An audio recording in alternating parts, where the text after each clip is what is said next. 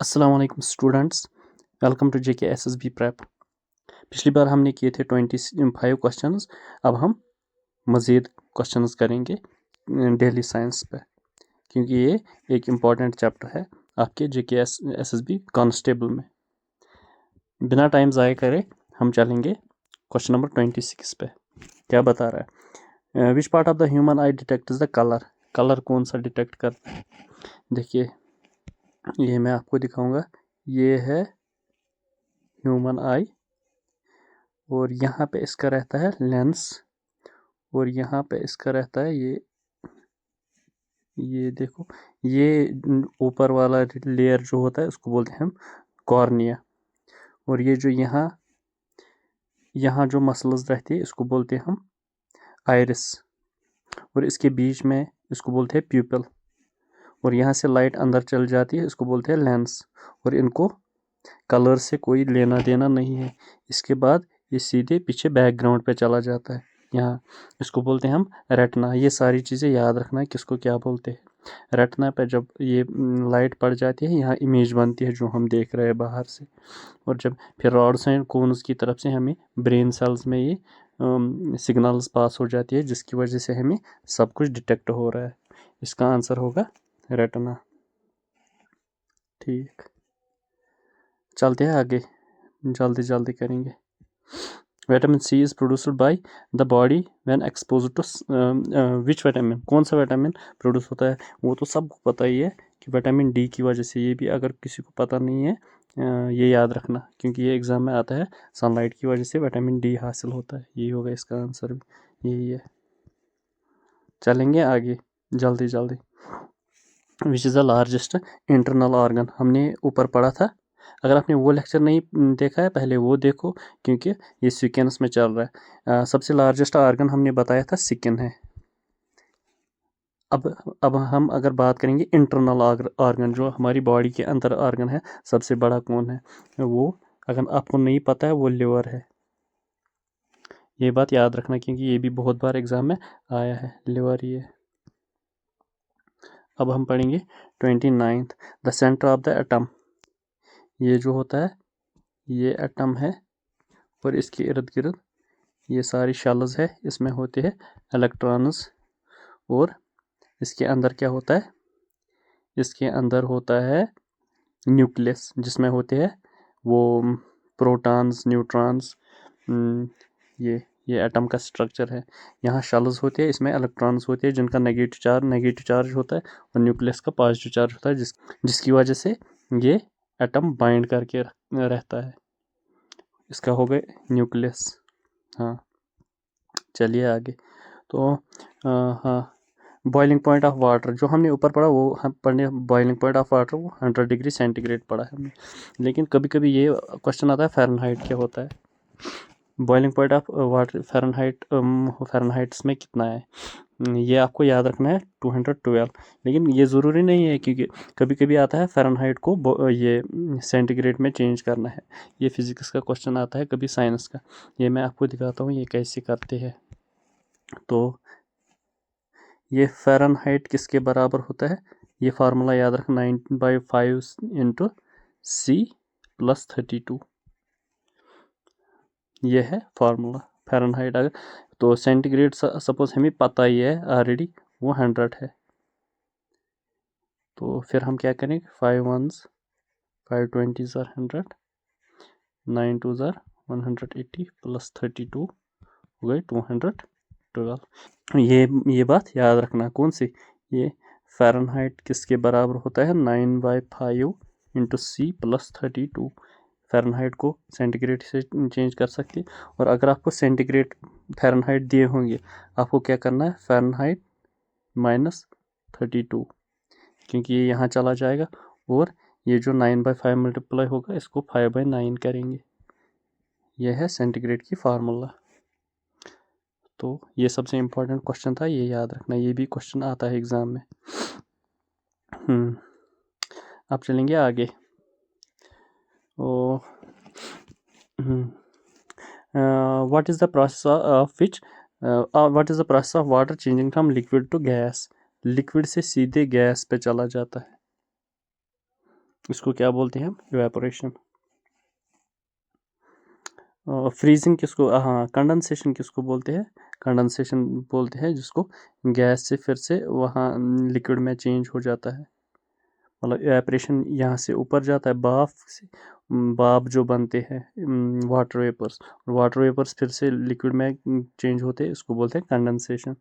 तो फ्रीजिंग क्या होती है? जब लिक्विड बनता है सॉलिड, आइस जिसको बोलते हैं, इसको बोलते हैं फ्रीजिंग। मेल्टिंग होते हैं जब सॉलिड को बनेगा लिक्विड। ये सारा चीज़ याद रखना किसको क्या बोलते हैं। ये इवेपोरेशन ही है। हाँ चलो, जब the following is an example of mammal. Mammal kingdom mammalia में कौन आता है? स्नैक आता है? नहीं आता है, क्योंकि अंडा देता है। स्पैरो आता है? स्पैरो भी अंडा देता है।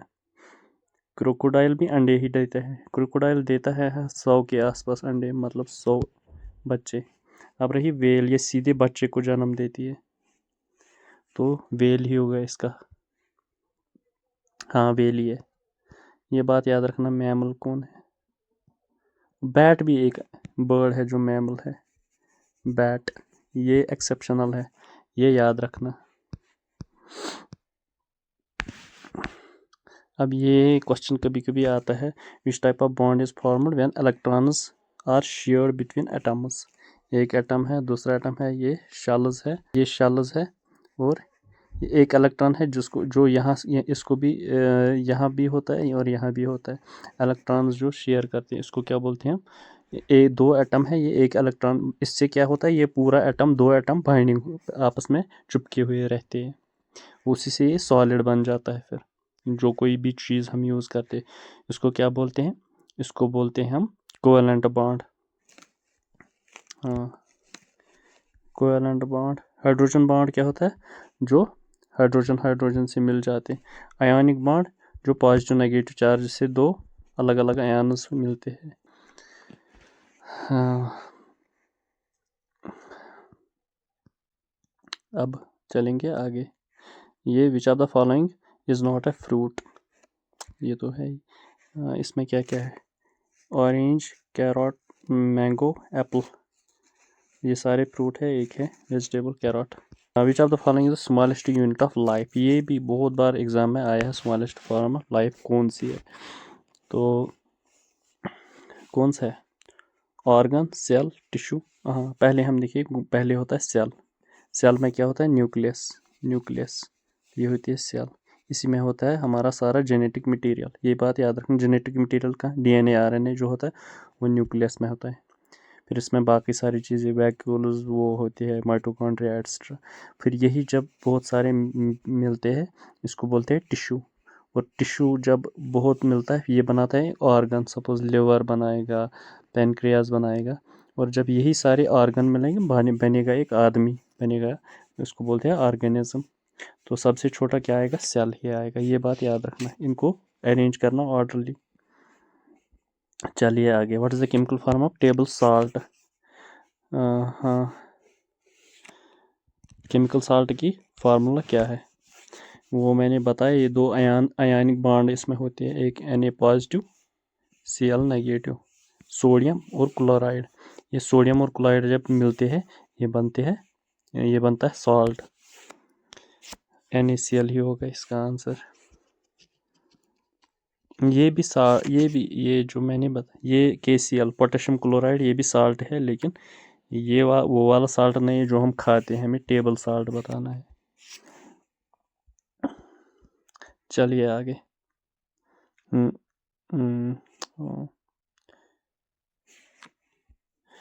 विच planet is closest to the sun? Sun के सबसे नज़दीक ये प्लेनेट कौन है? Earth, Venus, Mercury, Mars. कौन सा होगा?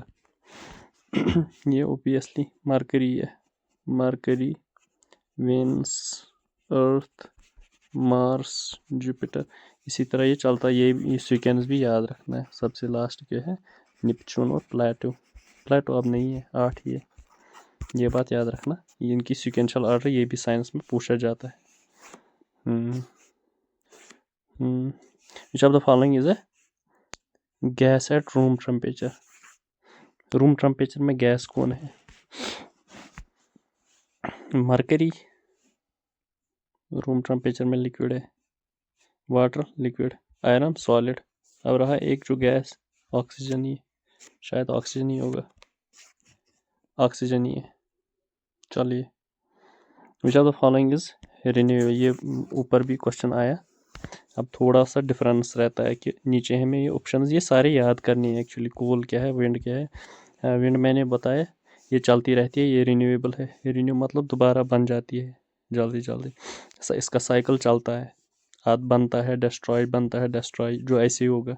कोल, नेचुरल गैस और पेट्रोलियम। देखिए ये जो कोल, पेट्रोलियम और नेचुरल गैस ये सारे बनते हैं फॉसिल्स से। फॉसिल्स मतलब जो मरते हैं जानवर, वेल्स बाकी चीज़ें, वो नीचे दब जाते हैं, फिर उनकी सेडिमेंटेशन से वो नीचे जाती है, फिर वो इनकम्प्लीट कंबस्टन से उनमें पेट्रोलियम निकलता है, कोल्स बाकी चीज़ें नेचुरल, या फॉरेस्ट कभी दब जाता है, उससे कोल्स फॉसिल फ्यूल्स निकलती है। लेकिन उसको लाखों साल लगते हैं बनने में, इसलिए एक बार हमने यूज़ किया फिर लाखों साल इसको इंतज़ार करने में लगेंगे फिर वापस आने में। इसलिए अब एक ही है विंड, जो रिन्यूएबल है। What causes the tides in the Earth's ocean, जो समंदर है, टाइड्स होती है, लहरें जो समंदर में ऐसी ऐसी आती हैं,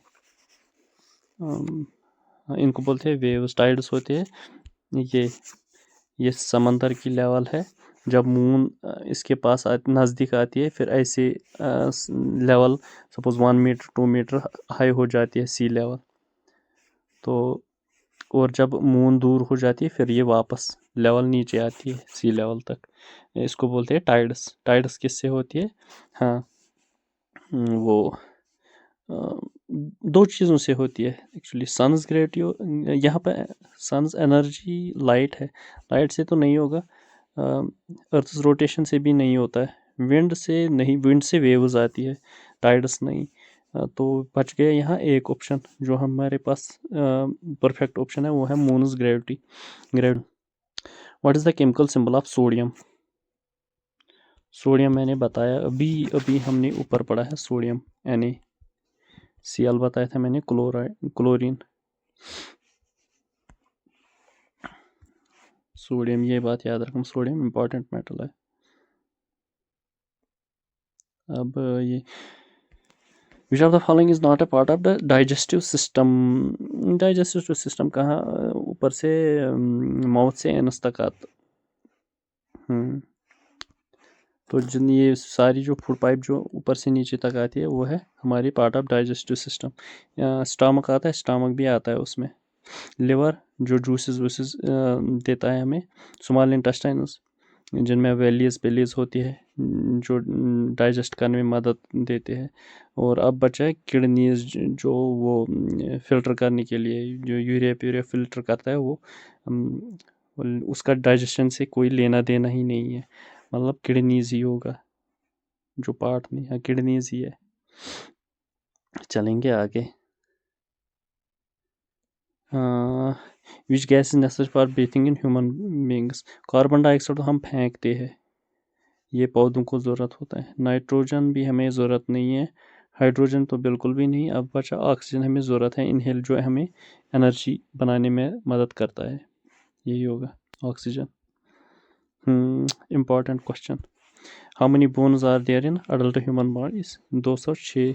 ये ज़रूर याद रखना अगर याद नहीं है, क्योंकि ये एग्ज़ाम में बहुत बार आया है। 45।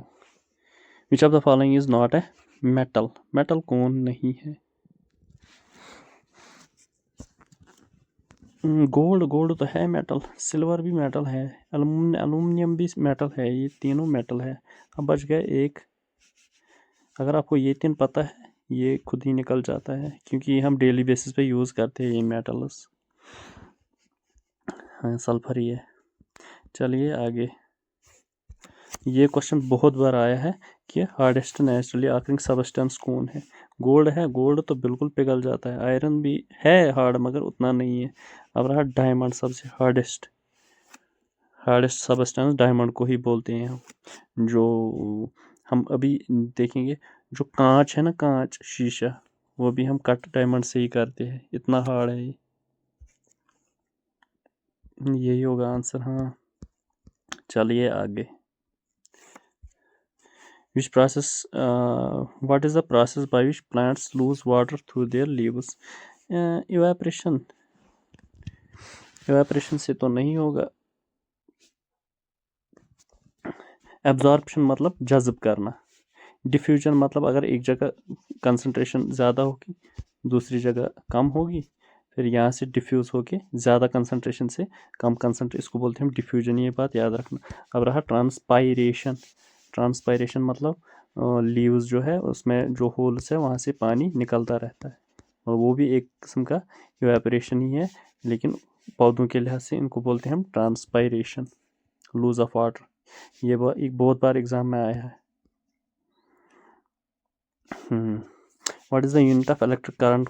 कौन सा यूनिट है? वोल्ट। वोल्ट तो पोटेंशियल डिफरेंस। Watt power. ये वो, अगर आपको ये वाट याद नहीं रहेगा, हम बिजली बोलें कितने बल्ब है, कितने वाट का? 5 किलो वाट का, 10 किलो वाट का, या 5 वाट, 10 वाट, ऐसे ही मतलब पावर के लिए यूज़ होता है। एम्पेयर। एम्पेयर वो अभी देखेंगे। ओहम। ओहम मतलब रेजिस्टेंस। रेजिस्टेंस के लिए एक चीज़ में कितनी रेजिस्टेंस है वो हम। अब बच गए फिर एक एम्पेयर। एम्पेयर मतलब इलेक्ट्रिक करंट, यही होगा। ये चीज़ें सारी याद रखना, ये किस लिए यूज़ होता है, ये किस लिए, ये किस लिए, ये किस लिए। एम्पेयर ये। चलिए आगे। Which of these is a primary source of vitamin C? Vitamin C तो आपने सुना ही होगा, इसका आंसर तो दिख गया, साइट्रस फ्रूट्स। साइट्रस फ्रूट्स जो है उनमें विटामिन सी है, उसमें लेमन वेमन जैसे आते हैं, ऑरेंज लेमन्स, उसमें विटामिन सी है। चलिए आगे। अब 50th question. Which of the following is a renewable source of energy?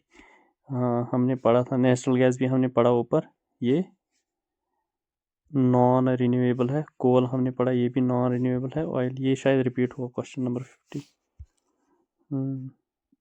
Wind.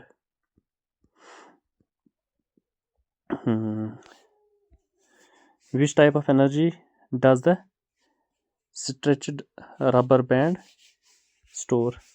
Kinetic energy due to motion होती है, gravitational due to motion, chemical energy होती है जो ड्यू टू केमिकल एक्टिविटीज़ होती है। फिर बचा एक पोटेंशियल एनर्जी, जो हम किसी चीज़ को डिफॉर्म करने से हमें वो एनर्जी मिलेगी, फिर हम जब इसको रिलीज़ करते हैं वो एनर्जी ट्रांसफॉर्म होती है दूसरी, फिर हम यूज़ कर सकते हैं। जैसे हमने वो सपोज वो वी शेप्ड होता है ना, जैसे इसको खींच लेते हैं पीछे, इसमें पत्थर रखते हैं, उसी को फेंक, पोटेंशियल एनर्जी है।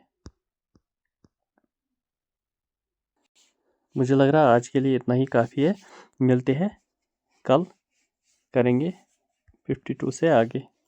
आज के लिए इतना ही काफ़ी है, लेकिन आप एक काम कीजिए, चैनल को सब्सक्राइब कीजिए, ताकि आपको मज़ीद नोटिफिकेशन मिल जाएंगी, और आप ऐसे ही मज़ेदार MCQs, और यहाँ से आपको एक्सप्लेनेशन भी अच्छी खासी मिलती है, ताकि आपको अगर इस रिलेटेड कोई और भी इसी तरह का क्वेश्चन आए, वो आपको फिर सॉल्व करने में ईजी हो जाएगा, डिस्कार्ड करने में। मैं किस तरह से डिस्कार्ड करता हूँ क्वेश्चन, इस तरह आप भी करेंगे। फिर ये ट्रिक्स हम सीखेंगे धीरे धीरे। और बाकी थैंक यू, आज के लिए इतना ही।